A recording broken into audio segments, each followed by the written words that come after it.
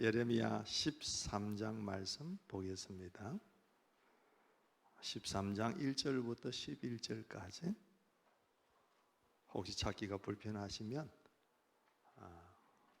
앞을 보시면 되겠습니다.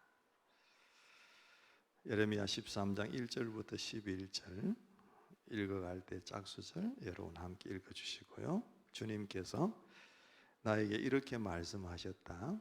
너는 가서 배로 만든 띠를 사서 너의 허리에 띠고 물에 적시는 일이 없도록 하여라. 그래서 나는 주님의 말씀대로 배 띠를 사서 허리에 띠었다. 주님께서 다시 나에게 말씀하셨다. 네가 사서 허리에 띈 그 띠를 들고 일어나 유브라데스 강가로 가서 그곳에 바위 틈에 그 띠를 숨겨두어라. 그래서 나는 주님께서 명하신 대로 가서 유프라테스 강가에 그것을 숨겨두었다. 또 여러 날이 지난 다음에 주님께서 나에게 말씀하셨다. 너는 일어나서 유프라테스 강가로 가서 내가 그곳에 숨겨두라고 너에게 명한 그 띠를 그곳에서 가져오너라. 그래서 내가 유프라테스 강가로 가서 띠를 숨겨둔 곳을 파고 거기에서 그 띠를 꺼내보니 그 띠는 썩어서 전혀 쓸모가 없게 되었다. 그때에 주님께서 나에게 말씀하셨다. 나주가 말한다. 내가 유다의 교만과 예루살렘의 큰 교만을 이렇게 썩게 하겠다. 이 악한 백성은 나의 말 듣는 것을 거부하고 자기들의 마음에서 나오는 고집대로 살아가고 다른 신들을 쫓아가서 그것들을 섬기며 경배함으로 이제 이 백성은 전혀 쓸모가 없는 이 띠와 같이 되고 말 것이다. 다 함께 띠가 사람의 허리에 동여지듯이 내가 이스라엘의 온 백성과 유다의 온 백성을 나에게 단단히 동여매어서 그들이 내 백성이 되게 하고 내 이름을 빛내게 하고 나를 찬양하게 하고 나에게 영광을 돌릴 수 있게 하였으나 그들은 듣지 않았다. 나 주의 말이다. 아멘, 아멘, 할렐루야. 네. 요즘 계속해서 예레미야서의 말씀을 묵상하고 있습니다. 아침마다 목자들을 통해서 보내지는 말씀들 꼭 한 번씩 잘 읽어보시고 묵상하고 하루를 시작하시기를 부탁을 드립니다. 우리 2부 예배 때에 오시지는 않지만 우리 1부 예배 때 우리 황용숙 집사님 남편 되시는 이여성 성도님이 예배를 드립니다. 이분은 뇌출혈 때문에 쓰러지셔서 오랜 시간 동안 재활운동을 하시고 지금 이제 겨우 걸을 정도 되시는 그런 몸입니다. 여러분 아시겠지만 그래서 아침 일찍 부러미 차를 불러가지고 부인과 함께 교회 오셔서 예배드리고 또 그 차를 타고 돌아가시고 그런 불편한 삶을 사시는 분이신데 그분이 이 말씀 묵상을 매일매일마다 잘 하신다고 목장 모임 가니까 얘기를 하시더라고요. 그래서 아침에 운동하러 걷기 운동하러 나가셨을 때 목자가 그 말씀을 보내오면 그 말씀 가지고 그 자리에서 묵상하고 아멘 하고 기도하고 그런 생활들을 계속 하신다고 그런 얘기를 제가 전해 들었습니다. 시간의 문제가 아니라 건강의 문제가 아니라 마음의 문제다. 그렇죠? 우리가 하나님께 우리의 마음이 가 있으면 하나님의 말씀이 듣고 싶어지는 마음이 생길 겁니다. 그래서 오늘 2부 예배 오신 여러 성도님들 마음에도 하나님을 가까이 하고 그 하나님의 말씀을 한 번이라도 더 듣고 싶어하는 그런 간절한 열심들 이런 것들이 성령께서 여러분 마음속에 안겨주시는 마음이 되기를 진심으로 바랍니다. 그래서 여러분 이 예레미야 내용을 우리가 쭉 계속 보고 있는데 사실 이 예레미야서의 내용은 좀 단조롭습니다. 단조로워요. 간단하고 단순합니다. 어떤 내용이냐 하면 우상을 숭배하고 하나님을 떠난 이스라엘 백성들에 대하여 하나님께서 막 쏟아부으시는 말씀, 뭐 화가 나시기도 하셨겠고 또 분노하시기도 하셨겠고, 그래서 너희가 이래가 되냐. 우리가 예레미야서를 처음 펼 때에 하나님의 소송이라는 제목을 가지고 말씀을 드린 적이 있는데, 그런 내용들이 계속해서 오고 있습니다. 그래서 대부분의 말씀이 하나님께서 이스라엘 백성들에게 야단치시고, 내 마음이 뭔지 아냐? 말씀해 주시고 돌아오라고 하시고, 그런데도 안 돌아오니까 하나님께서 안타까운 마음으로 막 야단치시는 그런 내용들이 많이 기록이 되어 있습니다. 그래서 하나님의 심판과 재앙이 닥치고 있습니다. 예루살렘이 함락될 위기에 놓여 있습니다. 그런데도 이스라엘 백성들은 거짓 예언자들의 달콤한 소리에만 귀를 기울이고 있어요. 절대로 안전하다. 하나님은 절대 자기 백성들에게 벌을 주시는 하나님이 아니시다. 이 예루살렘이 얻은 예루살렘인데 망하게 되겠냐? 절대 그럴 일이 없다. 그러면서 화평을 전하고 안심을 할 수 있도록 얘기하는 내용들만 계속 얘기하니까 사람은 듣고 싶은 것만 듣잖아요. 이 백성들이 그 거짓 예언자들의 소리만 계속 들으면서 하나님께로 본질적인 돌이킴을 거부하고 있는 겁니다. 그러니까 하나님께서 예레미야를 통하여 계속해서 이스라엘 백성들에게 말씀하시는 게 뭐냐 하면은 더 이상 이 백성들을 위해서 기도하지 말아라. 예레미야, 너 이제 기도하지 말아라. 이제 네가 기도해도 내가 안 들을 거야. 모세와 사무엘이 나타나서 나에게 간구한다고 해도 내가 듣지 않을 거야. 하나님 마음이 그까지 간 거예요. 예레미야는 애가 타죠. 백성들은 자기 얘기를 들으려고 하지 않습니다. 심지어는 옥에 가두게 되죠.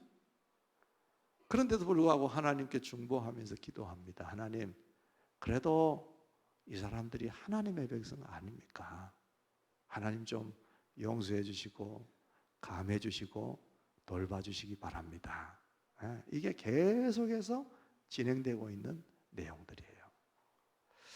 그런 가운데 오늘 13장까지 왔는데, 오늘 말씀에 하나님께서 문득 예레미야에게 이런 명령을 주십니다. 자, 1절 말씀에 혹시 잠이 올까봐 1절 말씀 같이 한번 읽어볼까요? 주님께서 시작. 주님께서 나에게 이렇게 말씀하셨다. 너는 가서 배로 만든 띠를 사서 너의 허리에 띠고 물에 적시는 일이 없도록 하여라. 이렇게 명령하세요.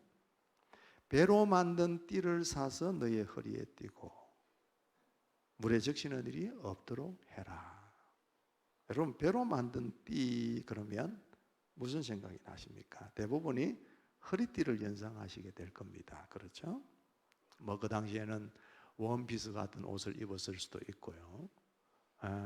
뭐 통옷을 주로 많이 입었으니까 그 허리를 꽉 쪼아 매는 그런 허리띠를 연상하실 수가 있을 겁니다. 그런데 그때는 뭐 가죽 허리띠가 흔한 시절이 아니었다라고 본다면 배를 가지고 허리띠를 만들어 간다 보다, 뭐 이런 정도로 생각을 하실 수가 있겠는데, 근데 이 배로 만든 띠는 우리가 생각하고 상상하는 것하고 조금 사뭇 다른 그런 띠로 보시면 되겠습니다. 번역에 따라서 일상적으로 뭐 벨트라고 하니까 그렇게 볼 수 있겠습니다만, 사실은 굉장히 굵은 벨트였어요. 우리는 지금 허리띠가 굉장히 가늘잖아요. 또 여성분들 우리 원피스를 입어도 이 가는 띠를 가지고 살짝 조아주지 뭐 넓은 띠를 띠고 이렇게는 잘 안 합니다. 그런데 그 당시에는 그 옷을 묶을 때에 이 굵은 벨트, 여러분 뭐 남자분들은 혹시 한 번씩 채널을 돌리다 보면은 프로 레슬러들이 레슬링 하는 장면들 나오잖아요.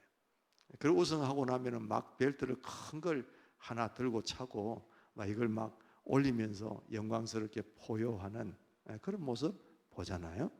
그런 벨트라고나 할까요? 어쨌든 그런 정도의 꽤 넓은 벨트 말입니다. 그 배로 만든 그런 벨트를 사라. 그렇게 얘기를 하시는데 그 배라고 하는 것은 삼배, 모시 같은 그런 종류의 배입니다. 그런 굵은 삼배나 모시 같은 그런 걸로 만든 이 띠를 네가 사라. 그리고 그걸 물에 담그지 말라라고 적시지 말라고 하는 것은 씻지도 말라는 얘기죠. 그 말은 계속해서 네가 차고 다녀라 그 말입니다. 자, 여러분 고운 삼배 혹은 모시 종류 이런 오늘 이 띠를 만든 이 배는요 예로부터 꽤 값비싼 의복의 재료입니다.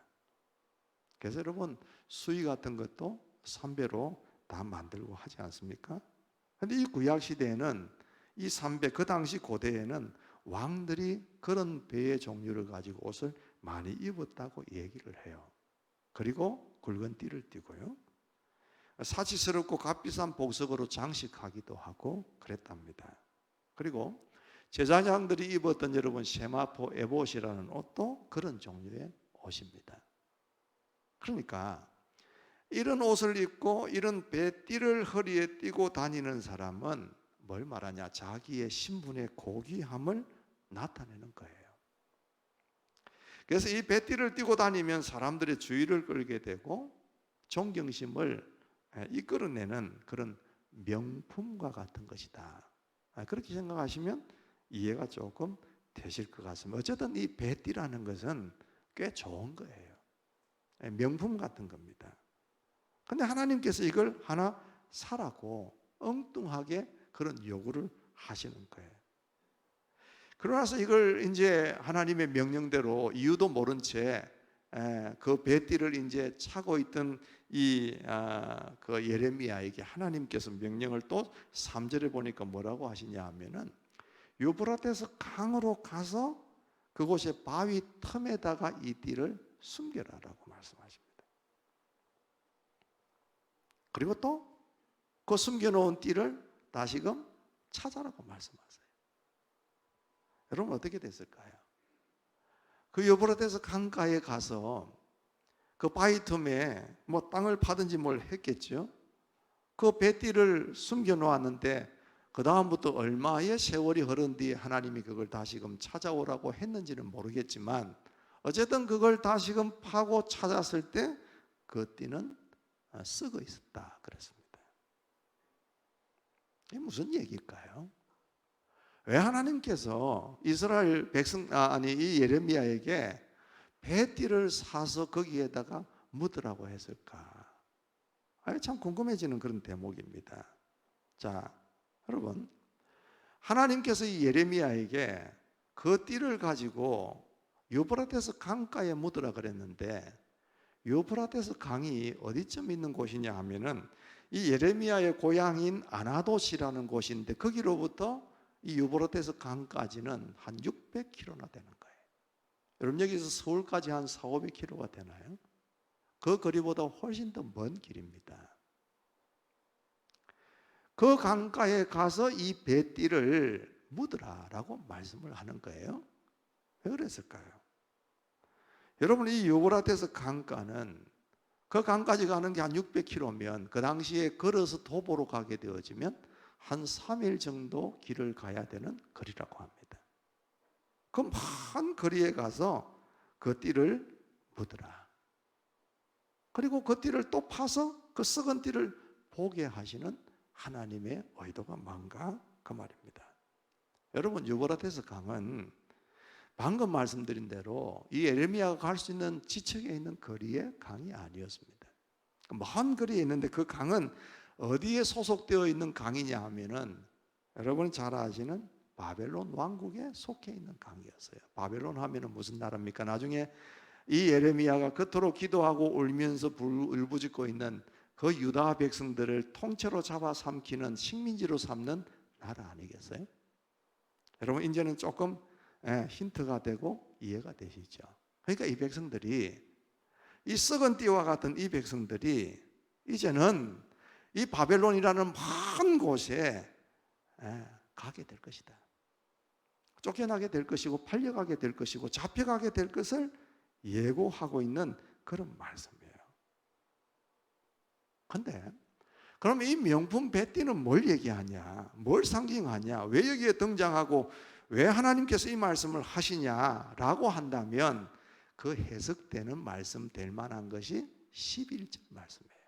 여러분 11절 말씀, 오늘 읽은 말씀 중에 제일 끝에 있는 말씀인데 다시 한번 띄워주시고 함께 한번 읽어봤으면 좋겠습니다. 띠가, 시작. 띠가 사람의 허리에 동여지듯이 내가 이스라엘의 온 백성과 유다의 온 백성을 나에게 단단히 동여매어서 그들이 내 백성이 되게 하고 내 이름을 빛내게 하고 나를 찬양하게 하고 나에게 영광을 돌릴 수 있게 하였으나, 그까지만 보겠습니다. 여러분 그 띠가 뭘 의미하는지 아시겠죠? 고급 띠라 그랬습니다. 값도 비쌀 겁니다. 꽤 괜찮아 보이는 명품적인 띠입니다. 그 띠를 하나님께서 어떻게 해석하시냐? 이 온 백성과 유다의 온 백성을 나에게 단단히 동여매어서 그들이 내 백성이 되게 하고 내 이름을 빛내게 하고 나를 찬양하게 하고 나에게 영광 돌릴 수 있게 하는 그런 띠라는 얘기입니다. 하나님께서 이스라엘 백성들에게 하나님의 백성이 되게 하고 하나님의 이름을 빛내고 하나님을 찬양하고 하나님께 영광 돌릴 수 있도록 그 띠를 가지고 꽉 쪼아매어진 그런 모습을 상기시키면서, 그죠? 이 명품 뱃띠인데 뭐라고요? 이 뱃띠가 썩었다 그 말입니다. 썩은 것은 절대 좋은 게 아니죠. 예. 왜 썩었다고 말씀하실까? 여러분 9절 10절 말씀을 다시 한번 또 보겠습니다. 같이 한번 우리가 마음속에 담으면서 한번 읽어보아야 될 말씀이니까 9절 10절 한 번만 더 읽겠습니다. 나주가, 시작. 나주가 말한다. 내가 유다의 교만과 예루살렘의 큰 교만을 이렇게 썩게 하겠다. 이 악한 백성은 나의 말 듣는 것을 거부하고 자기들의 마음에서 나오는 고집대로 살아가고 다른 신들을 쫓아가서 그것들을 섬기며 경배함으로 이제 이 백성은 전혀 쓸모가 없는 이 띠와 같이 되고 말 것이다 그랬습니다.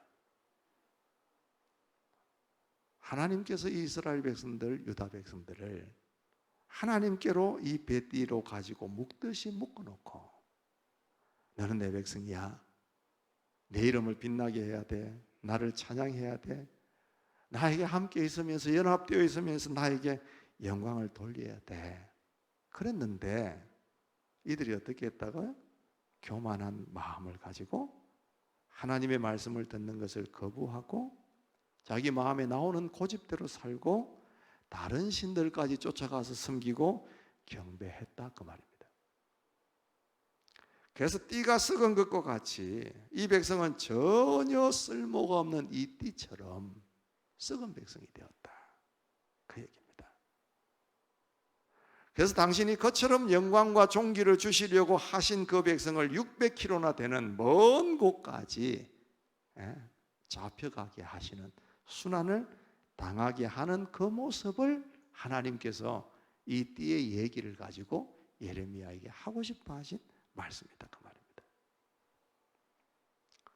여러분 이 배로 만든 띠 어떤 종류며 어떤 모양이었느냐라는 해석에는 여지가 있을지라도 그 역할은 동등합니다. 이 뱃띠가 사람의 허리에 밀접하게 달라붙어야 되는 거예요. 허리띠를 꽉 매지 않고 느슨하게 하고 다니면 바지가 벗겨지거나 아니면 옷이 느슨하게 풀어지는 그런 모습이 될 겁니다. 띠라는 것은 조아주어야 그 띠의 역할을 하게 되는 거예요.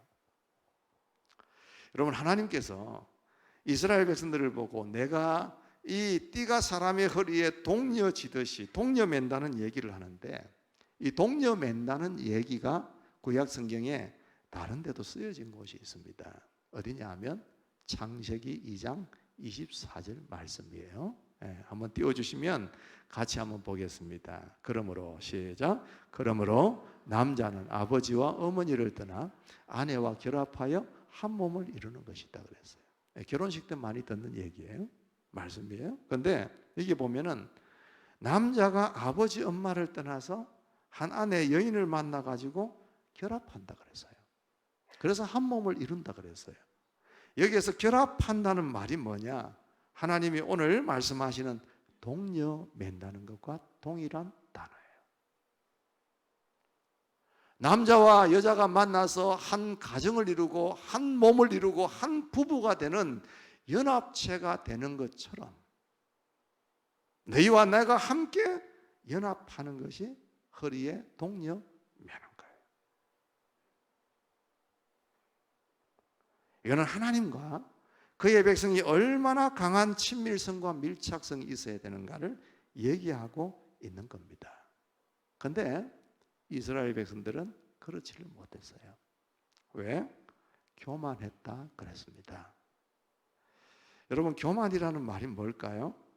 오늘 이 말씀을 한번 보면서 그 분위기 속에서 우리가 한번 정의를 해본다면 하나님 외에 뭔가 의지할 만한, 대신할 만한 것을 찾았다는 말입니다. 그래서 하나님과 밀착해야 할 존재가 하나님께로부터 눈을 떼고 하나님과 밀착하지 못함으로 말미암아 그 띠가 마치 썩어진 것처럼 소용없게 되어진 것을 얘기하는 거예요. 제가 이 말씀을 쭉 준비하면서 생각나는 게 하나 있었습니다. 제가 얘기를 한번 했던 적이 있는 것 같기도 한데, 우리 최 목사님 집에 옛날에 이삭이가 있었잖아요. 이삭이가 이제 태어나가지고 돌이 되고 이렇게 할 때쯤 돼서 제가 굉장히 기다렸던 것이 있었습니다. 뭐냐면 얘가 언제쯤이면 과자를 먹을 수 있을까? 뭔가 내가 좀 해주고 싶은데 뭐 다른 거 해줄 게 없잖아요. 과자라도 좀 사주고 지가 좋아하는 거 좀 사주고 그래서 내가 지를 좋아한다는 걸 좀 보여주고 싶은데 그럴 기회가 없으니까 돌이 좀 지나고 나서 꽤 시간이 좀 지났나요? 제가 그 사모님한테 물었습니다.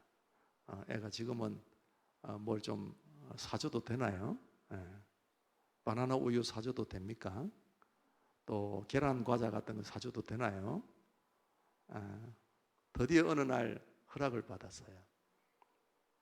그래서 그때로부터 이제 매일 거의 하루에 한 번씩 앞에 있는 세븐일레븐에 데리고 가서 과자를 사주고 뭐 먹고 싶어? 오늘은 뭐 먹을래? 그러면서 막 이렇게 그거는 제가 지 마음을 살려고 한 게 아니라 그냥 예쁘고 귀여우니까 그렇게 하고 싶었던 거예요.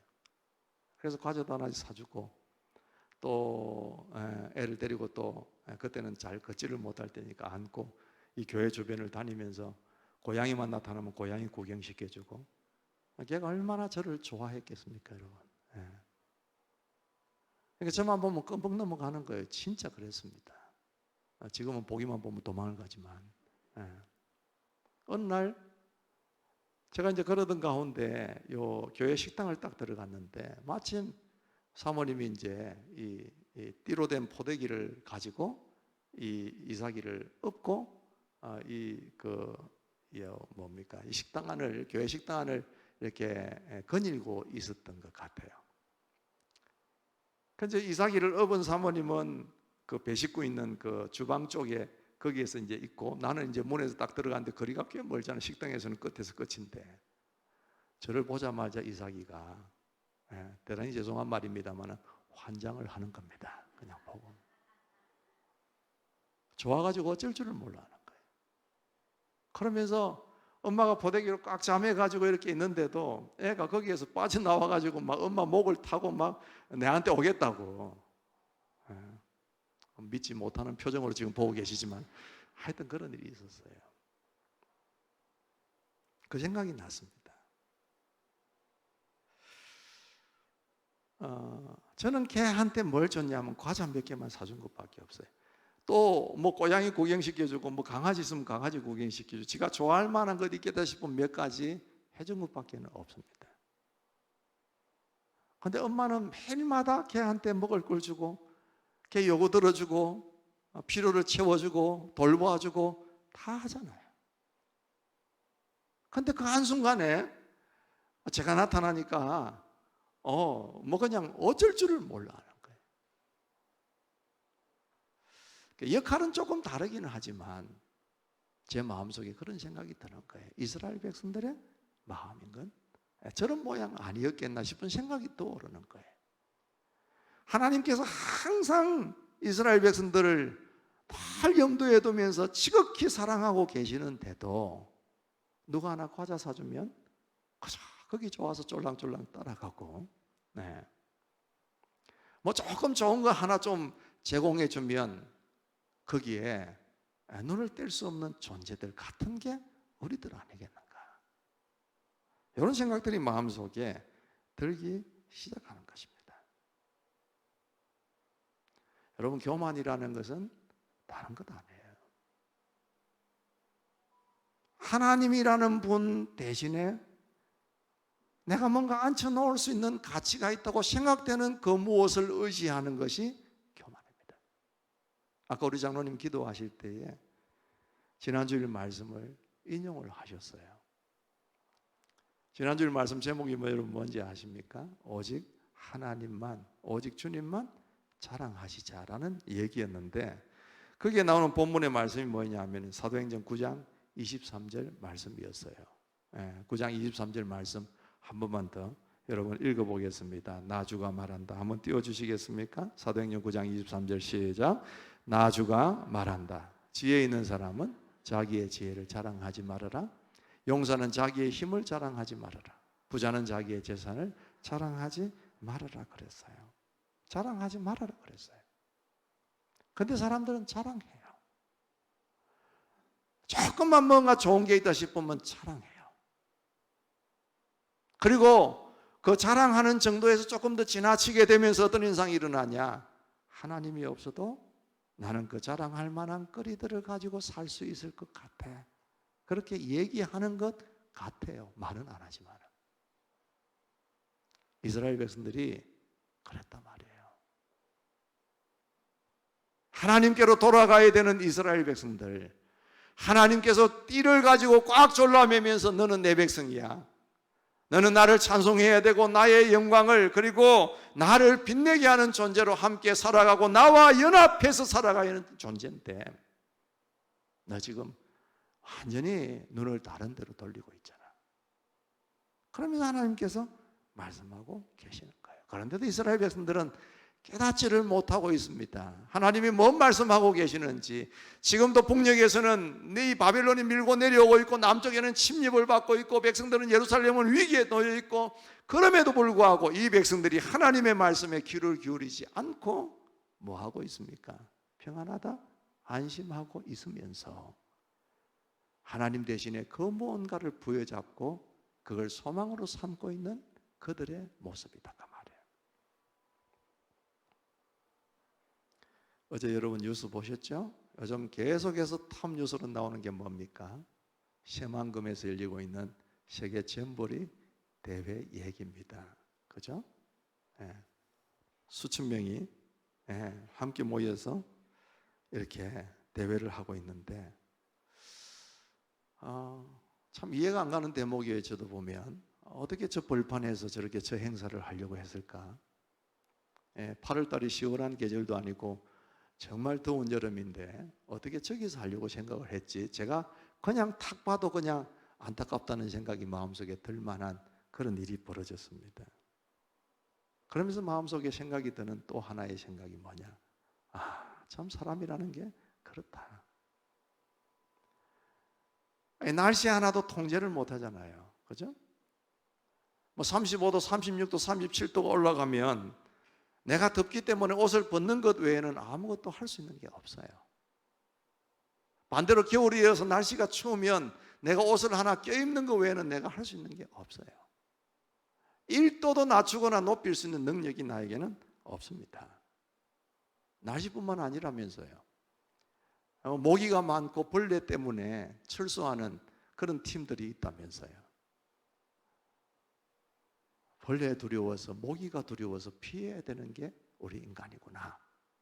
그 생각을 마음속에 할 수밖에 없습니다. 그걸 알면서도 불구하고 또 그걸 강행하면서 여기까지 꾸역꾸역 오고 있는 사람들은 뭡니까 여러분? 이스라엘 백성들의 모습을 딱 보는 것 같아요. 약하고 절대 교만할 수가 없고 내세울 수 있는 그 무엇이 없음에도 불구하고 나는 할 수 있을 거야 라고 자기 힘을 의지하면서 하나님을 배제한 채 썩은 띠임에도 불구하고 그 길을 지속해서 가고 싶어하는 인간의 모습을 하나님이 그려내고 있는 장면들 아니겠는가? 어떠세요 여러분? 여러분들은 하나님께 단단히 동여매어져 있는 존재가 되고 있습니까? 튼튼하고 명품 같은 그 벨트처럼 하나님과 연합하면서 살고 계시냐 그 말입니다. 지난 주간에 날씨가 무척 더웠어요. 점심때 이제 제가 차를 타고 나가는데 권사님 한 분이 교회로 마당을 가로질러서 오고 계셨습니다.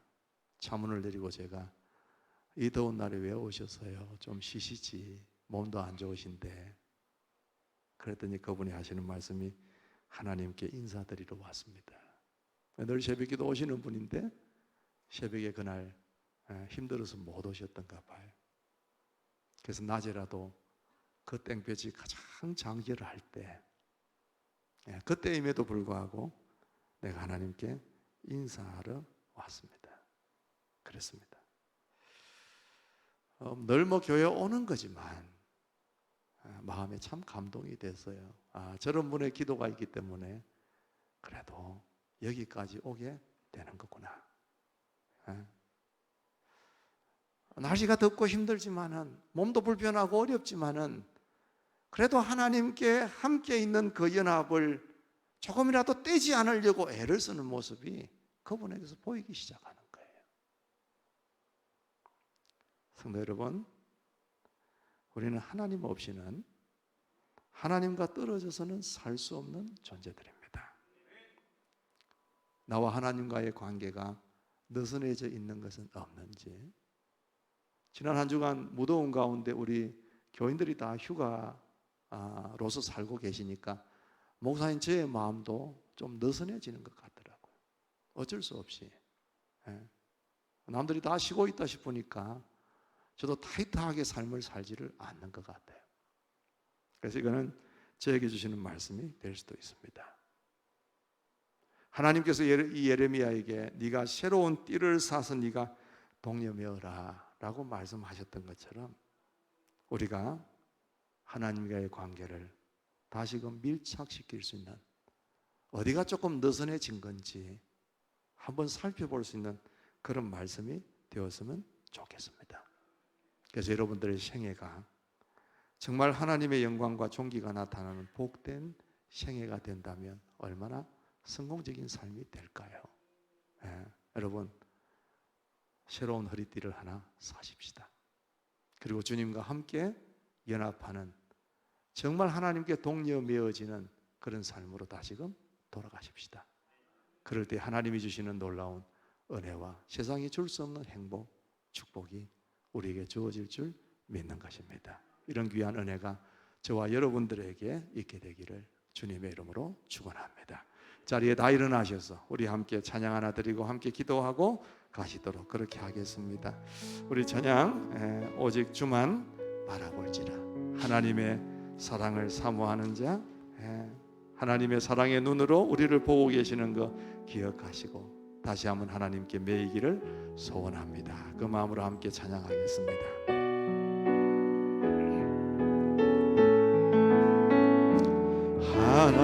하나님의 사랑을 사모하는 자, 하나님의 평안을 바라보는 자, 너의 모든 것 창조하신 우리 주님이 너를 얼마나 사랑하시는지 하나님께 찬양과 경배하는 자, 하나님의 선하심을 닮아가는 자, 너의 모든 것 창조하신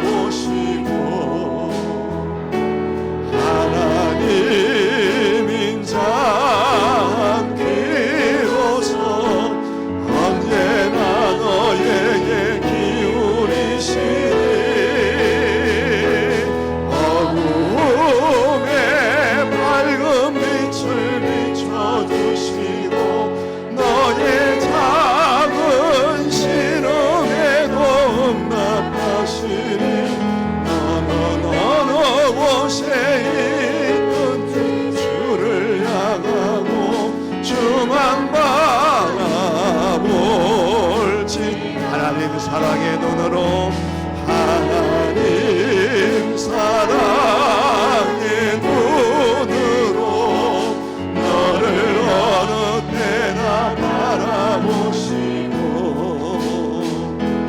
하나님인 자 비로소 언제나 너에게 기울이시니 어둠에 밝은 빛을 비춰주시고 너의 작은 신음에도 응답하시 너는 어느 곳에 있든지 주를 향하고 주만 바라 다시 한번 하나님 사랑의 눈으로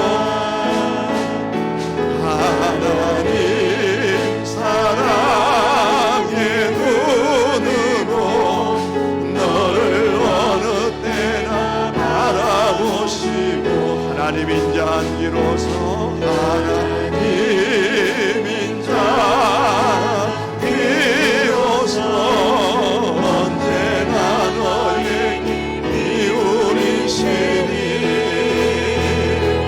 어둠에 밝은 빛을 비춰주시고 너의 작은 신음에도 응답하시 너는 어느 곳에 있든지 주를 향하고 주만 바라볼지라 주만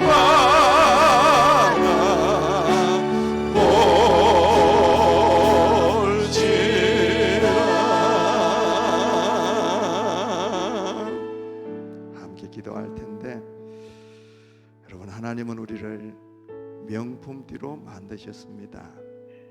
그리고 하나님께 꼭 동료매어서 정말 단단히 동료매어서 하나님이 백성이 되게 하고 하나님의 이름을 빛내게 하고 하나님을 찬양하게 하고 하나님께 영광 돌릴 수 있도록 해주셨습니다. 여러분 어떻습니까? 그 하나님께 단단히 동료매어 있습니까? 아니면 썩은 띠처럼 느슨하고 하나님이 맬 수 없어서 유브라데스 강가에 버릴 정도의 그런 띠가 되어 있지는 않습니까? 얼마나 하나님과 여러분 친밀하십니까? 지금 옛날에는 너무 친밀했는데 혹시 지금은 좀 벌어져 있지는 않습니까? 느슨해 있지는 않습니까? 기도가 줄어들고 예배의 감격이 줄어들고 하나님을 생각하는 시간이 줄어들지는 않았습니까? 하나님 이 시간 다시 한번 하나님께 동료 매임을 받고 싶습니다. 주님과 한 걸음 더 가까워지고 떨어지지 않는 연합이 일어나기를 원합니다. 결합하는 역사가 있게 되기를 소원합니다. 하나님 도와달라고 간절하게 기도하시고 여러분의 마음속에 특별한 하나님이 말씀하시고 또 마음에 응답하시는 부분들이 있으면 헌신대에 나와서 기도하시는 결단의 시간도 있으면 좋겠습니다. 우리 주여 한번 외치고 합심해서 한 2분 동안 통성으로 결단하며 기도하겠습니다. 주여 자비로우신 우리 하나님 아버지 고맙고 감사합니다. 오늘도 하나님께서 우리가 하나님께 동료되어 있는 존재이지 우리에게 명품띠로 만드셔서 하나님의 백성 되게 하시고 하나님의 영광을 위하여 살게 하시고 주님의 귀한 빛을 발하게 하시며 주의 영광을 위하여 살아가게 하셨지만 우리의 모습이 하나님 정말 온전히 하나님께 붙어 살아가지 못하고 유격이 있고 떨어져 있는 삶이 된지 오래지 않은지 하나님 우리의 기도가 약해지고 우리의 예배의 감격이 줄어들고 하나님의 명령과 하나님의 말씀을 듣는 우리의 모습들이 약해져 있지는 않은지 아버지 이 시간도 다시 하나님 앞에 동료매어지는 저희들이 되기를 소원합니다. 썩은 띠가 되는 것이 아니라 명품띠가 되기를 원합니다. 우리 하나님 우리를 동료매어 주시고 하나님과 연합되어 우리가 결합하여 하나가 되어져서 주님의 영광을 드러내고 주의 빛이 되게 하여 주시옵시고 하나님이 우리의 인생을 만드시고 부르신 그 목적대로 주여 우리가 건강하게 살아갈 수 있는 승리자의 삶이 될 수 있도록 주여 역사해 주시기를 간절히 원합니다. 하나님, 환경은, 사람들은 주님이 무더위는 우리로 하여금 하나님께로부터 멀어지게 하고 주님의 영광과 관계없는 삶을 살라고 요구하고 있습니다. 주여, 세상은 우리에게 교만거리를 던져주면서 하나님의 또 다른 것을 바라보고 살아가게 하고 있습니다. 그 가운데 하나님, 우리가 영적인 정신을 차리고 하나님께로 다가가는 저희들 되게 하시고 하나님께 동료되어지는 역사가 있게 하여 주셔서 느슨해지지 않고 주님 하나님과 결합하여 살아가는 귀하고 복된 성공자, 영적인 성공자의 삶이 될 수 있도록 하나님 우리를 붙드시고 인도하시며 역사하여 주시옵소서. 하나님, 우리를 하나님이 부르셨다는 것은, 우리를 하나님의 자녀가 되게 하셨다는 것은 얼마나 위대한 일인지 모릅니다. 하나님이 이스라엘 백성들을 부르셔서 명품띠로 삼으신 것처럼 그들을 부르셔서 하나님의 영광을, 하나님의 빛을, 하나님의 이름을 드러낼 수 있도록 하신 것처럼 우리를 하나님 부르셨다는 걸 저희들은 알고 있습니다. 그럼에도 불구하고 때때로 하나님이 부르신 그 목적에 살지 못하고 세상의 것들을 향하고 우리의 마음이 하나님 대신할 만한 것을 찾고 교만해진 모습들이 때때로 보일 때가 많습니다. 그래서 하나님께서 허리띠로 꽉 조아 메어서 우리를 하나 되고 결합하게 만들고 싶어 하시지만 우리가 거부함으로 이스라엘 백성들처럼 떨어나가 있는 그런 썩은 띠와 같은 존재로 때로는 느껴질 때가 있지는 않습니까? 하나님, 이 시간 하나님 앞에 간곡히 결단하며 요청하는 것은 주님께 붙어있는 저희들이 되기를 소원합니다. 사람도 환경도 어떤 어려운 것들도 아버지 하나님, 이 무더위도 우리로 하여금 하나님께로부터 뗄 수 없는 것들이 되게 하여 주시옵시고, 어떤 경우에도 하나님과 결합하여 연합하여 하나 되어서 주님께서 우리에게 원하시는 그 일들을 이루어내는 저희들 되게 하여 주시옵소서. 하나님을 자랑케 하여 주시옵소서. 주의 영광을 위하여 살게 하여 주시옵소서. 하나님, 우리에게 원하시고 시키시는 일들 감당하며 살아가는 주의 백성들이 되게 하여 주시옵소서. 하나님, 이번 한 주간 동안도 하나님께서 이 말씀 우리 마음속에 남겨두셔서 그대로 살게 하시고 또 조금 더 진전된 하나님과의 관계들을 우리가 경험할 수 있는 귀한 한 주간 되게 하여 주옵시고, 무더위 가운데서도 주만 바라볼 수 있는 은혜 있는 귀한 한 주간 되게 하여 주시옵소서. 특별히 하나님 앞에 드린 모든 예물들을 영광 받으시고, 또 하나님, 몸이 아파서 힘들어하는 성도들이 많이 있습니다. 주님께서 그들을 만지시고, 하나님은 전능하셔서 하실 수가 있지 않습니까? 주님 도와주셔서 주님 강건한 육신으로 회복될 수 있는 은혜의 복된 소식이 있도록 축복하여 주시옵소서. 들려온 소식들이 우리 모두에게 기쁨이 되고 감사가 되는 이 한 주간 되기를 간절히 소원합니다. 주 예수 그리스도의 은혜와 하나님 아버지의 무한하신 사랑하심과 성령님의 교통하시며 충만케 하심이 오늘도 주님 앞에 나와 머리 숙여 경배하는 온 성도들 위에와 그들의 가정과 생업과 자손 만대 위에, 주님께서 피로 값주고 세우신 우리 미래로 교회 위에, 그리고 이 나라와 이 민족 위에, 열방의 주를 향한 온 주의 백성들 머리 위에 이제로부터 영원토록 함께 있을지어다. 아멘.